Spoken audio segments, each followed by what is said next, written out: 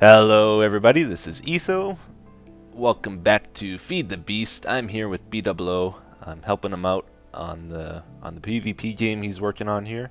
He's doing the building, I'm doing the redstone and game mechanic stuff. This is a replica of a Call of Duty map, I think called Standoff. I'm not sure though. I think that's what it is. So yeah, he's been doing the building. It's looking pretty good so far. He's putting a lot of details into it. He's using the micro blocks after all, and it looks really good. And I have been working on these capture points here, these capture nodes. I decided to go with a style like this, where you have, what are these things called? Just lamps, I guess. We got the two different colors of lamps representing each team. We have the green team and the blue team, or lime and cyan. And you step on the point to capture it. You hear a ticking noise so that you know it's working. Whenever I step on this thing, Bdub always comes over. It's funny. And you hear a note block, you got to capture it. When I stand on this still, the note block doesn't play anymore. But then when you go over to the other side, 3, 4, 5, 6, 7, 8. It captures quicker if there's more than one person on the point. There's up to 3 people can capture a point at a time. There's 3 pressure plates. I don't really like how it looks with the pressure plates on it, but you need to use something. They kind of block the light. And I got iron going around the side. It's kind of cool. I like it. It makes it stand out. So I got this point. Well, I thought I had that point done. It's not. I have to redo it. I got this one done, though. The one in the middle. And I still have to do this one here. I was working on this. Actually, I'll show you this one, because this one actually has fireworks in. Here he comes. So it captures twice as quick with him here.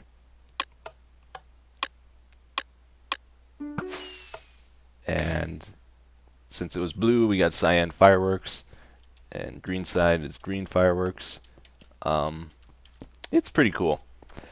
Occasionally, like, it's rare, but you might have noticed it there. When he stands on the point with me, there's like a 1 in 10 chance that it won't count as a double capture, like with 2 people on, and he has to jump off and jump back on. It's like the one flaw with the whole system. But overall, it's pretty good. It's rare that happens. So this is the redstone for the first point. I am starting to learn how to use this red power redstone stuff, and it is really cool. I like it. You can really do stuff in 3D with it, because you can place it on the ceiling, you can place it on the walls, all over the place. There's so many tricks you can do with it. Like these are micro blocks here. If you put them by it, it won't. This red wire won't attach to this red wire, because this micro block separates it. So there's quite a bit to it. You can use like covers, and like you can put those over top some of the components, and then have another component on top, and just do it really compact. And I've been having a lot of fun with it. But this setup here, I did all of this, and I was really happy and proud. It works the way I want, but there was one flaw with it that I realized pretty shortly after. I did not remember to make like a reset for the whole thing. Like when the game starts and you come to these capture nodes, no team is supposed to own it at the start of the game. But with this setup, there's no way to like unpower the green and the blue and have it like as a neutral point. So there wasn't really any way of me. There was no way of me to redo this without totally redoing the whole thing, or like to fix that problem, because I'm only using one counter with this setup. This is what controls which team owns it, basically. So this holds a number between like 1 and 11 or something, or 0 and 11. And every time you hear one of those ticks, it adds 1 or subtracts 1.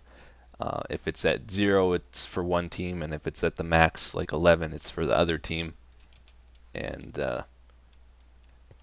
that's all controlled by these here. The pressure plates are above here, and here, and here. Those go to, they invert the signal and go to a timer, and that triggers every like 1.2 seconds.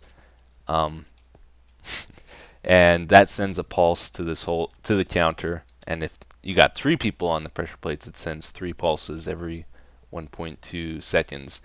The reason it sometimes messes up is if they're synced together, then it doesn't count as 2 pulses, it only counts as 1, you know.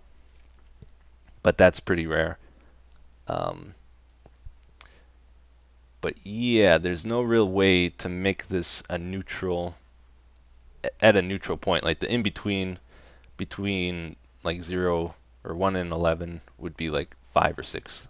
I think 6.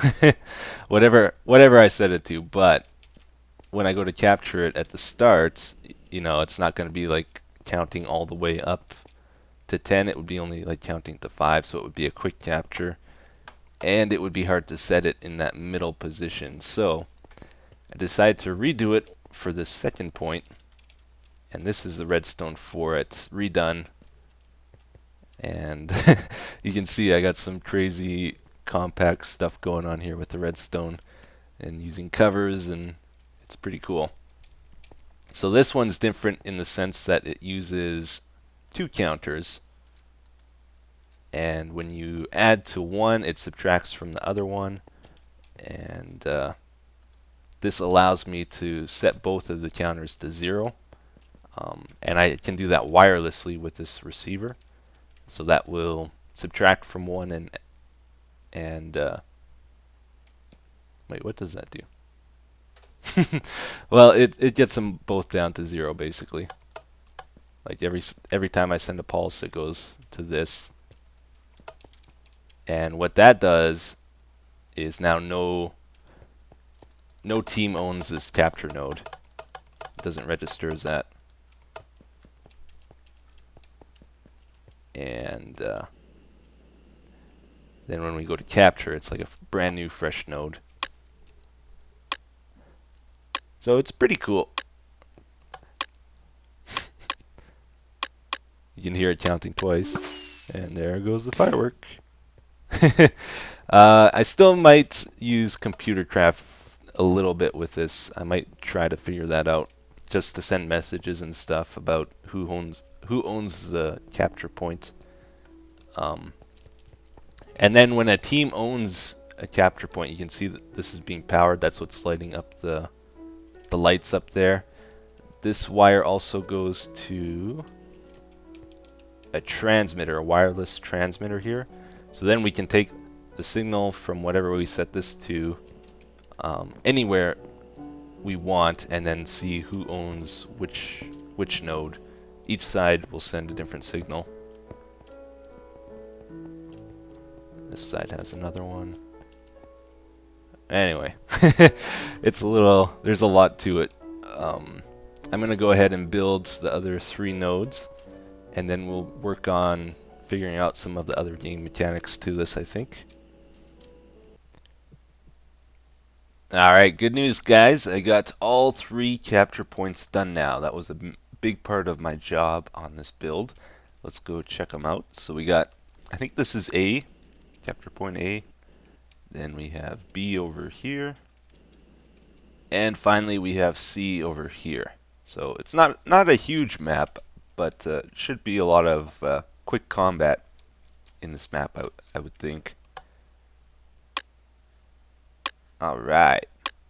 And they're very flexible. Like if we want to change the timings to it, we can. If we want to change the sound of the note blocks, we can. There's a lot we can change with it too. If it's not quite working right, it's easy to, you know, just add a couple seconds or whatever. Milliseconds. Probably milliseconds, not seconds. So now that I got that done, the next big part, well, we got to move on to something else now, is a thing. And Pay attention especially to these wireless transmitters here. So these, I have 6 of them in total. Each one will say who owns the point. So 31 here is for green on the first point. 32 is for blue on the first point. And if we go to B, we have 33 and 34 here. 33 for green.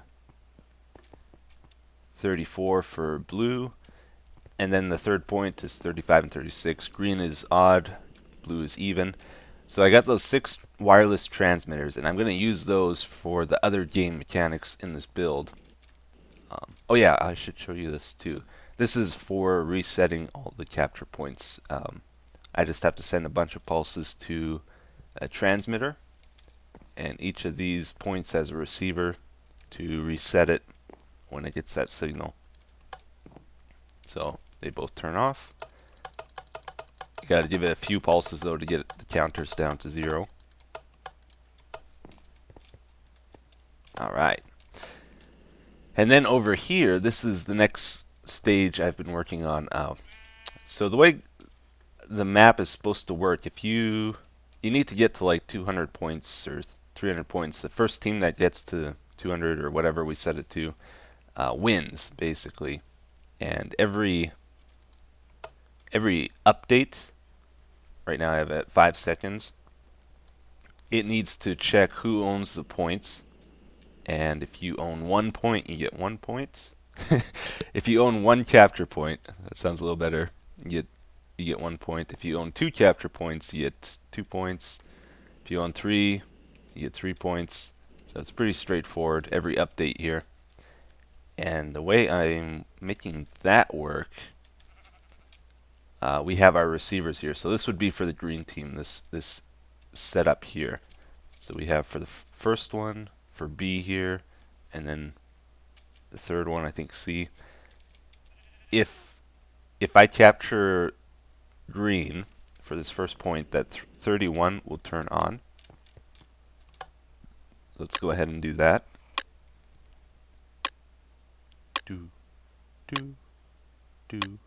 Bdub still hard at work. It's good to see. Alright, so we got green now. And you can see now this receiver turned on. Okay, so every 5 seconds this sends a pulse down this line of wire here. And this goes to 3 AND gates. Alright, so they check if 2 conditions are met. They check if it receives a pulse and if this receiver is on. And if it is, it'll let a signal through this wire for each of these, right? And if pulse goes down this wire, it goes to a counter. And it's set at 200 right now, so every time it pulses, this moves just a little bit. And for every capture point the team owns, it's going to get an extra pulse out of this. So let's go capture one more just to see the difference.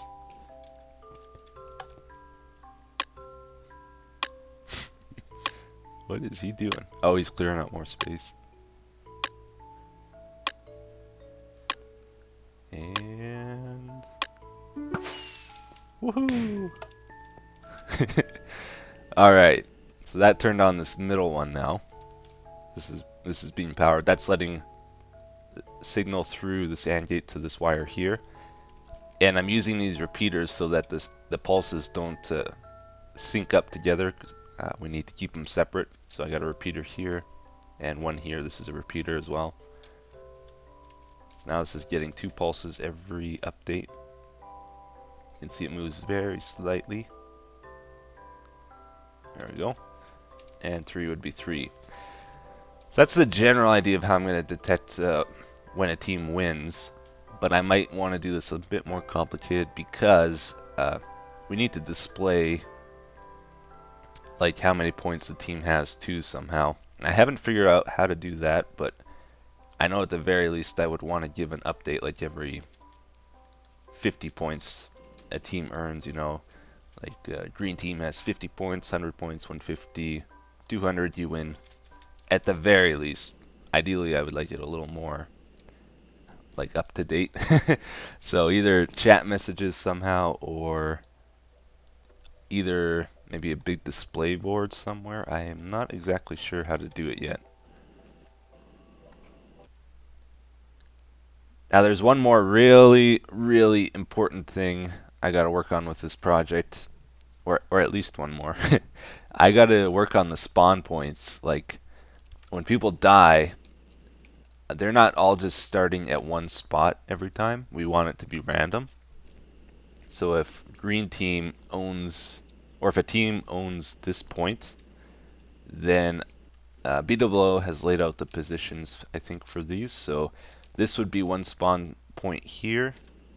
We would have another one over here, it looks like, and another one over here. So if somebody dies from the team that owns this point, they will respawn at either there, or there. And the way I think we're gonna do the respawns is with teleporters and probably randomizers. I have not made one of these before. We're gonna try that out in just a second here. Then if the teams, I think if the teams don't own either that point or this one, I think they spawn here then. This special blue one. And if the team owns this one, I think they can spawn here, here, and I'm not sure if he's placed the third one. Oh, he has. Okay, over here. So that would be the 3 for the other capture point, it looks like.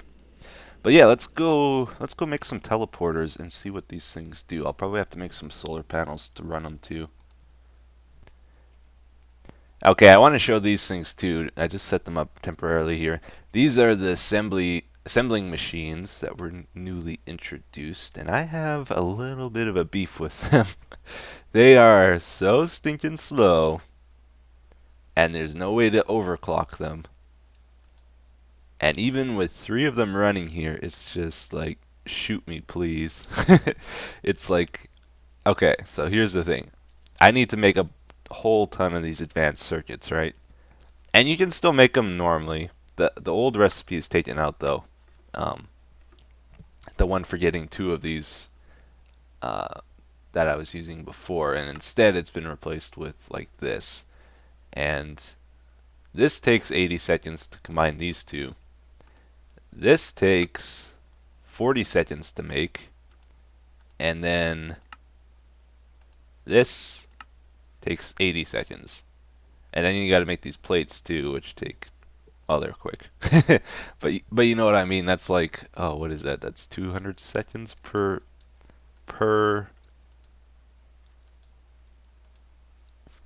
I guess per each of these. And then I'm gonna need like a bunch of this stuff for some things I got planned too, and these take like 160 seconds, and oh, it's just like some of this stuff I need these two for something. 640. It's like, oh man, I need these.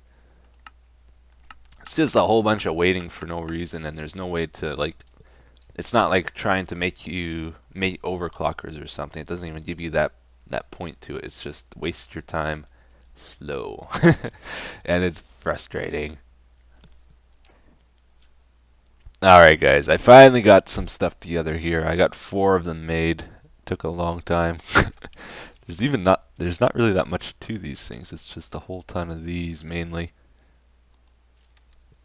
But yeah. And these are the first solar panels I've made on the server, actually.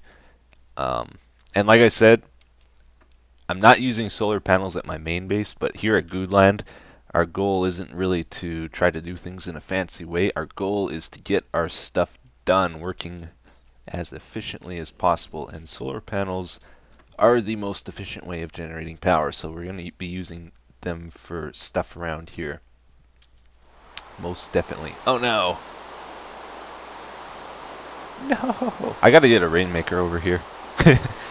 Oh, and I needed the sun too for this. Ah. Alright, well, what what kind of power does this need? Oh, I can't click it. Can't click it. Oh, you know what? Actually, this doesn't have an interface either. I think I need a power, like a bat box or something. MFE next to this thing. So, I guess I'm not done making stuff. I'll be right back. And we're back once again, now with MFEs. These hold 600,000 power, and apparently you can use MFSUs for this too, and they hold 10 million. So that's probably what we'll have to end up using, because I think these teleporters drain a lot of power from what I've read. And these solar panels, they do jack squat. I had to charge these MFEs just using my chest plate, pretty much. I drained the power out of his main solar panel over there and brought it over here, and I think he's wondering why it ran dry. So you use this frequency transmitter to link them together. I think we will need advanced or better. Yeah, because they take iridium, and I don't have iridium. Bdub has all the iridium around here, so I think that would be a good job for him.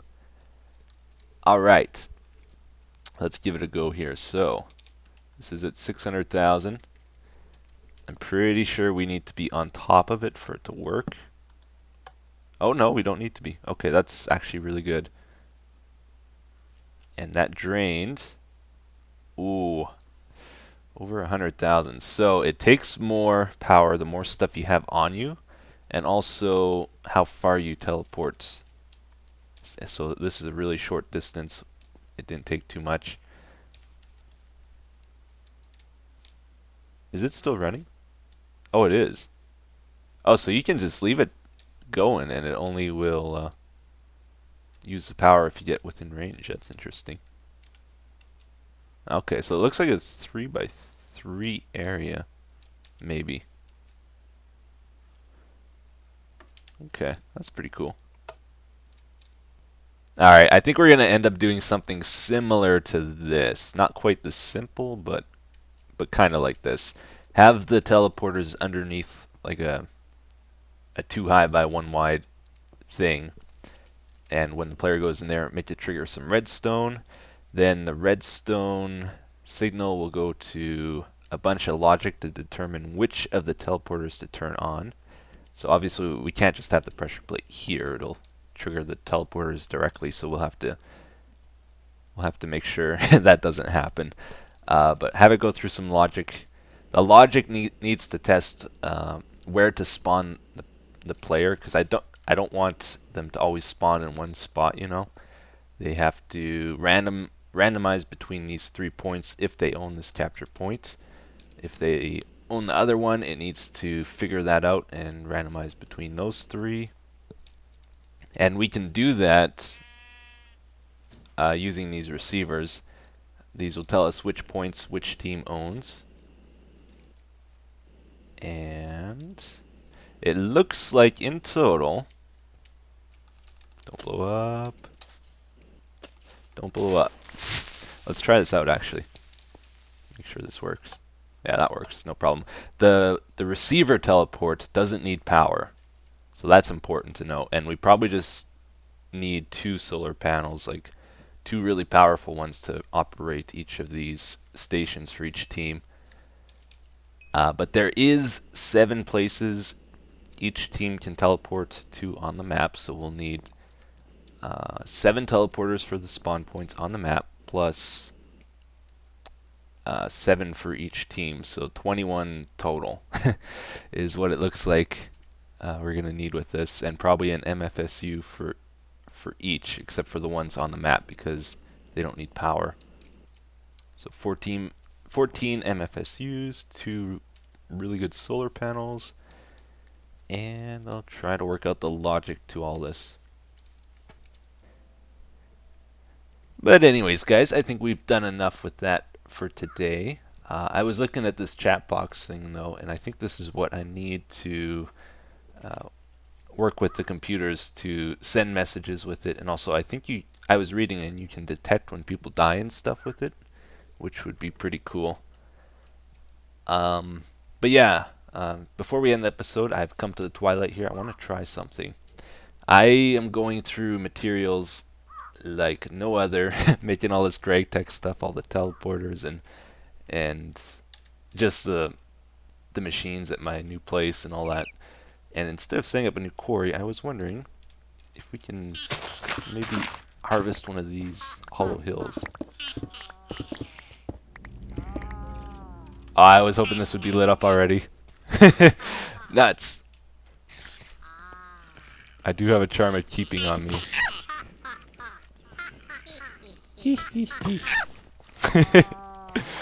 Oh, I don't know. Wonder how I'll do in here. Woohoo! Oh no. I don't know how much damage anything does. I'm scared. Oh yeah. I think those guys might be able to place TNT. I'm not sure. Those little purple guys can't even hit you.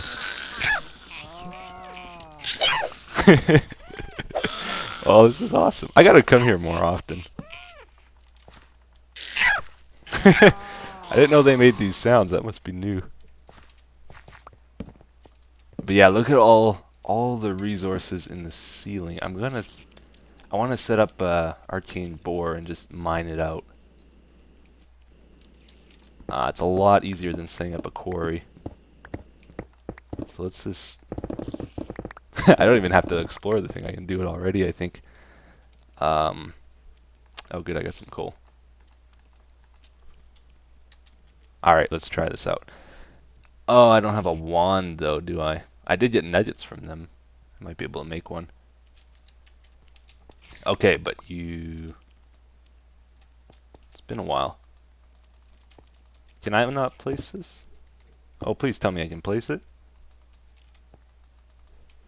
Arcane bore. Oh, base. That would be why. Need the base and the bore. Get a diamond chest hooked up. And stick in our wand. I have a potency 3 that will do a 9 wide, I think. Oh, 11 wide. And then... Oh, this is fortune. I thought I had a silk touch. I wanted a silk touch. Oh well. We'll use this for now. Because if you have a silk touch one... Oh, and we need to power it. You could very easily get a ton of extra ores from this, because if you have it in the ore form and you put it in an industrial grinder, you get a lot more out of it. Okay, here we go.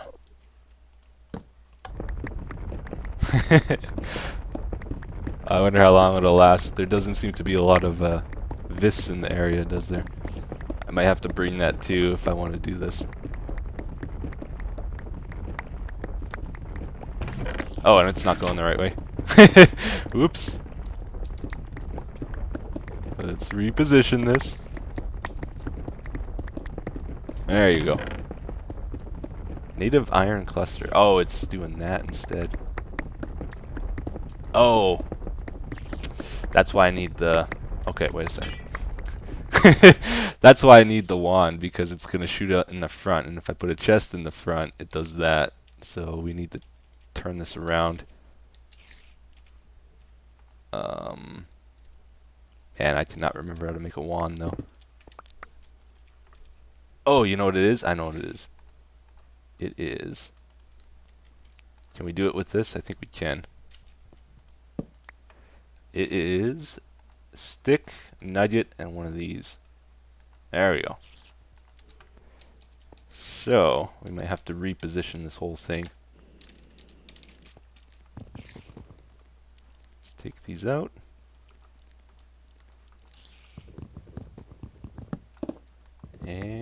Turn it around. We were getting a lot of stuff from that, though, it looked like. This could be pretty good way of doing it. If we get a few of these. Where did it go? Did I throw it? Where did the base go? Uh-oh.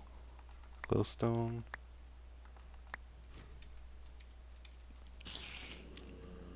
It's gone.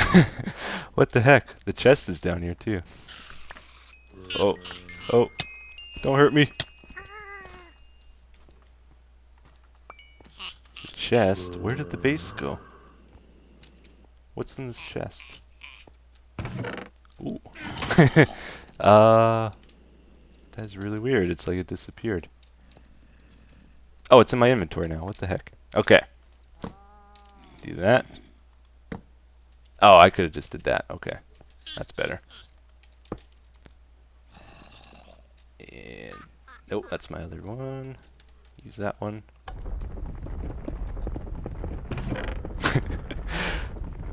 Alright. It's gonna run down to 0, isn't it? 89, 87. Let's go explore this thing real quick before we end this too. Ooh, I should drink. Okay. I got pretty good armor in this. I don't think I'm in much danger down here. But you never know. Whoa! Some of those things, though, they're scary. This sword is so awesome. Okay, it's down to 9. Oh, leave the Enderman alone. Ouch. Kinda gotta go around, light it up. Wherever's safe. And any more chests around? Oh man. These guys are so funny. Don't see any chests. This is a pretty empty place. I think they usually have a lot more. There's one over there. Emeralds, magnets. I think this is the one we looked in before, yeah. Is it only those two? Oh, here's one. Ah, Naga scale. And another Naga scale. Use that for armor, I think. And I think that's about it. Ha ha ha. Hee hee hee. Anyways, let's just check on the boar before we end it. How's it doing?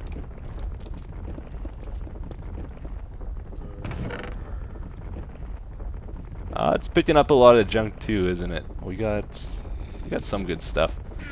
I think with Silk Touch though, this would be a really cool way of doing it. But anyways, we're gonna end it here. Thanks for watching, everyone. Have a great day.